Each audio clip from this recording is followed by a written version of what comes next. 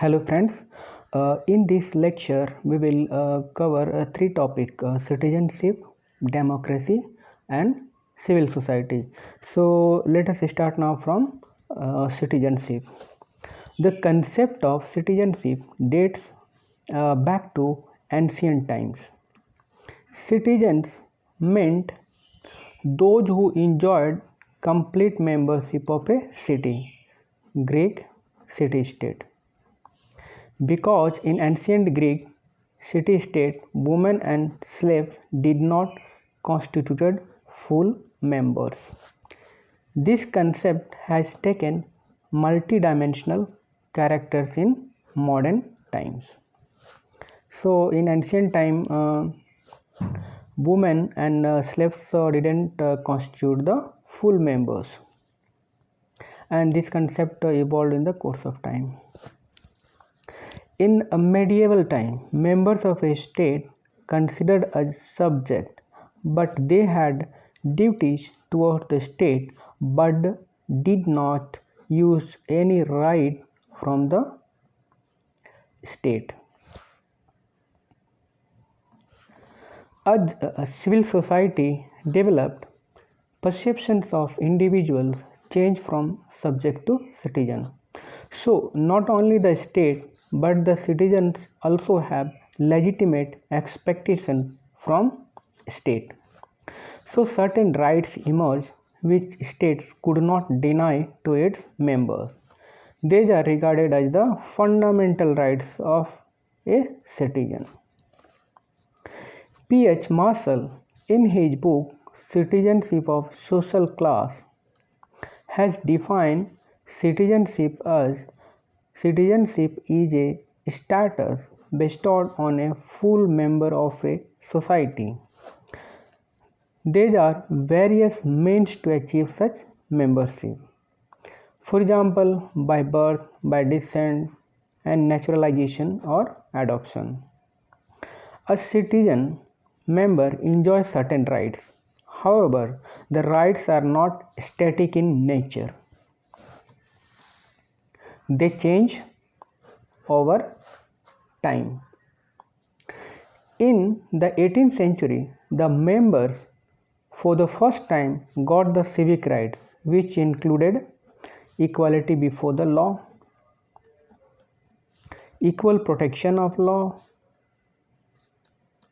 freedom of speech, thought, expression, etc. In the 19th century, further, the rights were broadened and included political rights like rights to vote, franchise, and right to hold office. So, concept of citizenship had never been static but evolved, and it widened in the course of time. So various aspects were added like equality before the law, equal protection of law, freedom of speech, thought and expression, etc. In 19th century, further rights were added like political rights like right to vote, franchise and right to hold office. So what happened in 20th century? Let us see. 20th century saw expansion of these rights, which included social rights to work, means right to work, environmental rights, welfare state, right to health care, education, right to protection of old age, etc. So in 20th century, other rights were also included under the citizenship. We included social right to work, environmental rights, welfare state, right to health care, education, right to protection of old age, etc. In 20th century, what has happened?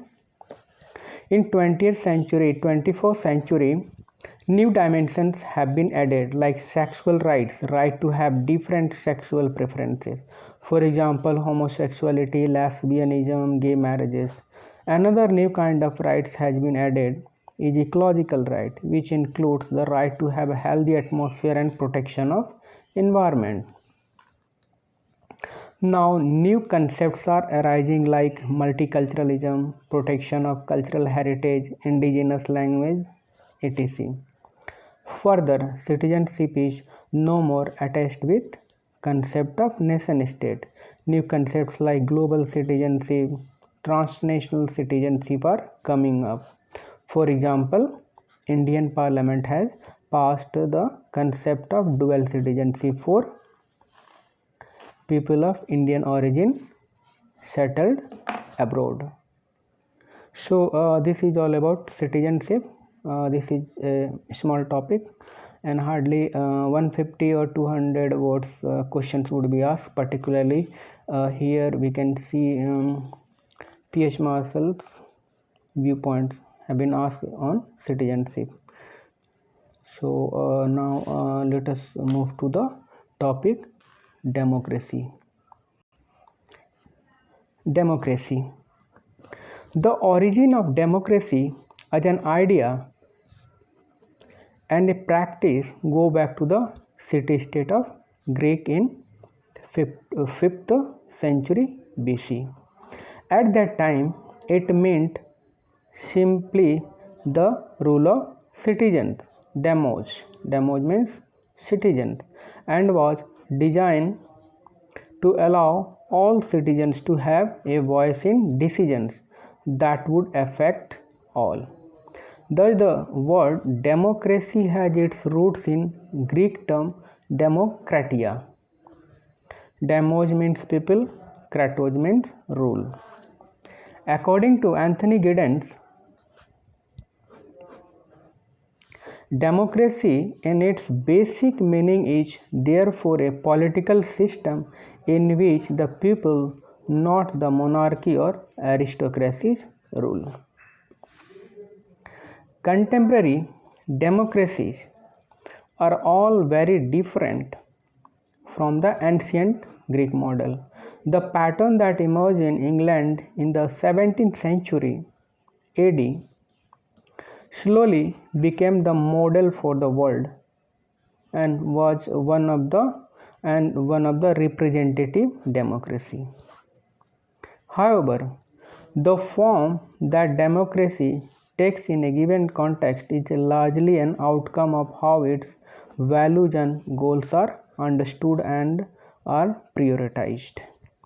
Democracy is generally seen as a political system which is most stable to ensure political equality, liberty, freedom, community interest, meet citizens' need, promotion of moral self-development, and enables effective decision making which takes everyone's interest into account. So there is a great expectations from a democracy as a political system, because democracy is generally seen as a political system which is most suitable.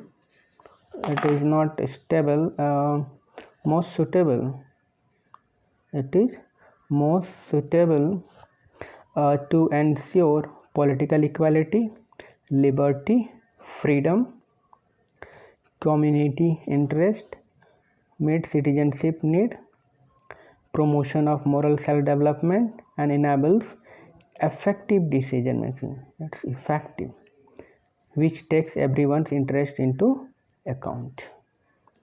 Now let us see the representative democracy that is first time developed in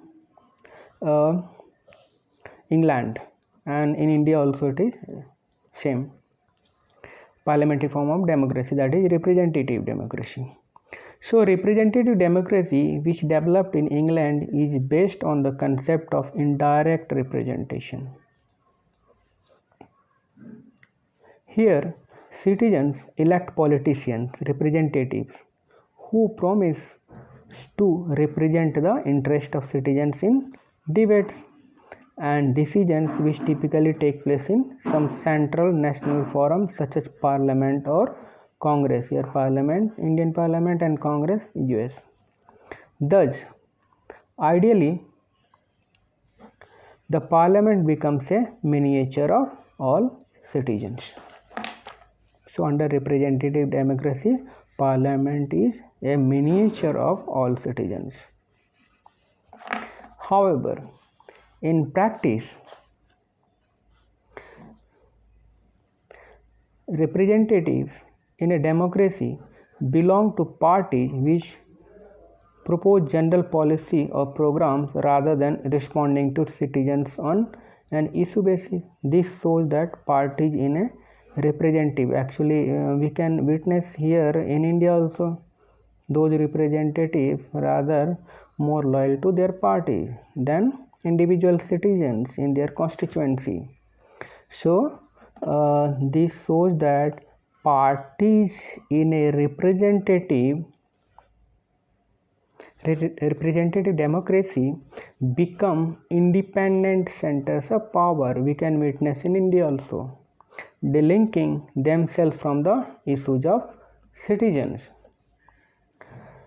In Western world, politicians are more accountable to citizens, common citizens, but in India it's all about a common man, like only voting rights. The existence of parliament, process of elections regular and transparent, the presence of political parties, both national and regional, are essential characteristics of representative democracy. So existence of parliament, process of election, that means and that should be regular and transparent. The presence of political parties, both national and regional, are essential characteristics of representative democracy. Representative democracy also exists at other levels where collective decisions are taken. For example, democratic institutions exist at the level of province, state, cities, town and villages. For example, after 73rd and 74th constitutional amendment in India, representative democracy has raised to the grassroots level. Many large-scale organizations also choose to run their affairs by using representative democracy, by electing a small executive committee to take key decisions. Now come to participatory democracy. In participative democracy, decisions are made communally, means community based, by those affected by them. This was the original democracy practiced in ancient Greece. However, participative democracy is of limited importance in modern society, where the masses of the populations have political rights and it is virtually impossible for everyone actively participating in making of all the decisions that affect them. So it is virtually impossible to have every citizen's participation. However, sometimes on very vital issues, the method of participative democracy or direct involvement of citizens are encouraged. This is known as holding of referendum, where people express their view on particular issues. It is also known as plebiscite. Referendum is regularly used in some European countries to decide on some important political decisions. For example, there were referenda in several European countries in 2005 on matter whether to sign on European constitutions or not. However, the concept of democracy is sometimes used by many states who do not adhere to either representative democracy or participative democracy. For example, there are many one-party systems in the world, like in China, which claim to be democratic on the basis that they represent collective will of people. For example, China has one-party democracy. However, many sociologists and political theorists argue that representation of multi-parties, free and fair elections, real parliamentary power, the separation of power, civil rights for all citizens, and the rule of law are the necessary ingredients of a functioning democratic system. So, for a functioning democratic system, some vital aspects like representation of multi-parties, free and fair elections, and elections should be regular, real parliamentary power, the separation of power, civil rights for all citizens. Separation of power, that means executive, legislature, and judiciary, and the rule of law are the necessary ingredients of a functioning democratic system. Again, many sociological and political researchers have tried to investigate the reality of democracy itself, on how widely power is distributed in a democratic society. It is not, or it is on. And what role ordinary citizens play in the decision making process. For example, in 1956, Robert Dahl published a preface to the democratic theory in which argued that the modern industrial states are not democracy but are polyarchies, which means the rule of powerful interest group. C.W. Mills, through his concept of power elite in Western world, also supported this view. According to Mills, citizens have become docile and powerless in their mass society. So we can witness here in India also, like actually power in the hand of small number of people. Now come to the global spread of democracy. After 1970s, there is a fundamental shift in the world towards democratic system, towards political organization on the basis of, that means democratic way of political organization. Since the early 1980s, a number of countries in Latin America such as Chile, Bolivia, Argentina have transformed from authoritarian military rule to democracy. Similarly, with the collapse of communist bloc in 1989, many Eastern European countries like Russia, Poland, and many other countries became democratic. In Africa, Ghana, Mozambique, South Africa have become democratic states. According to David Held, democracy has become the fundamental standard of political legitimacy in the current era. As Francis Fukuyama has claimed that with the fall of Berlin Wall and disintegration of USSR, a new phase started. He called it as the end of history. For him, it means end of alternative. It is no more socialism which is alternative. Rather, liberal democracy is only way out. Fukuyama argued that we have reached the end point of mankind, of ideological evolution and universalization of Western democracy is the final form of human government. However, Fukuyama's argument attracted large-scale body of criticism, which say that Western liberal democracy is not the most efficient form of government. The cause of popularity of democracy in post-industrial society. What are the causes? Let us see now. The growing number of cross-cultural aspects that globalization has brought with it, that has created democratic movement in many countries. Second, the international organizations such as UN and European Union (EU) have played an important role by putting external pressure on non-democratic states to move in democratic direction. For example, when Pakistan shifted from democracy to military rule under Pervez Musharraf, country expelled from Commonwealth of Nations. Third, democratization has been facilitated by the expansion of world capitalism, or we can say the market economy. This is once referred to as revolution from above by the political sociologist Brenton Moore. He also called Indian democracy a bourgeoisie revolution. Fourth, a globalized media and communication are also playing a bigger role in this process. So it's all about democracy. Now let us move toward the topic civil society. Civil society.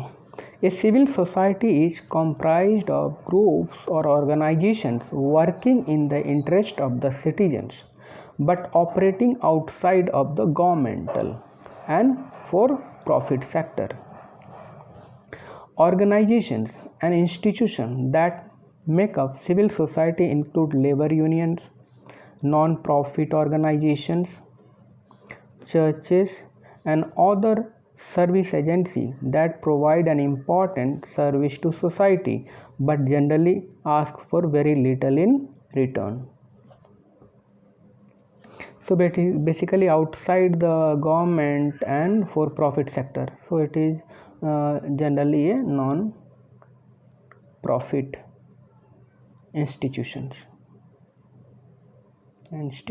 non-profit, and outside the scope of governmental. So we have to remember that. Adam Ferguson is credited with the modern day understanding of civil society. He has given this concept in modern context. The concept of civil society dates back to the ancient Roman system. During 18th century, it was realized that the social life of a citizen falls outside the purview of state. The concept of civil society was developed to protect citizens against arbitrary or autocratic state action. Civil society also had to protect citizens from the dominant autocratic individuals. The civil society represented an area of voluntary consensus among people. In a sense, civil society was non-formal and remains diffused in its existence. According to Hegel, civil society is the space for public debate and association. The growth of civil society is the sign of human progress. The presence of civil society creates responsible state.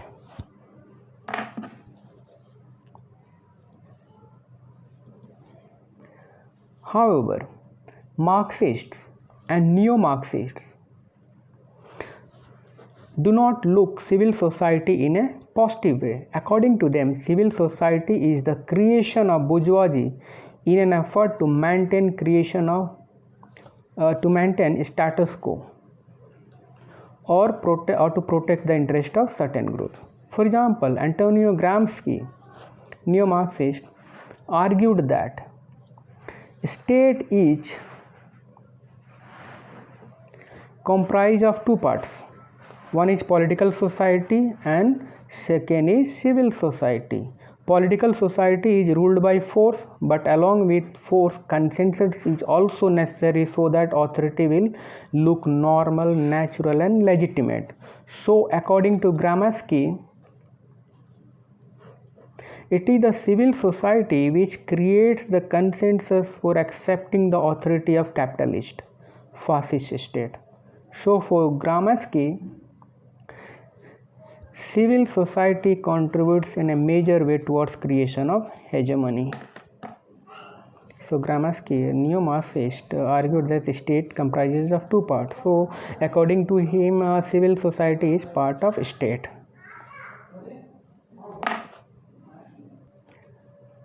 Larry Diamond, in his article Rethinking Civil Society, says that civil society plays a significant role in building and consolidating democracy.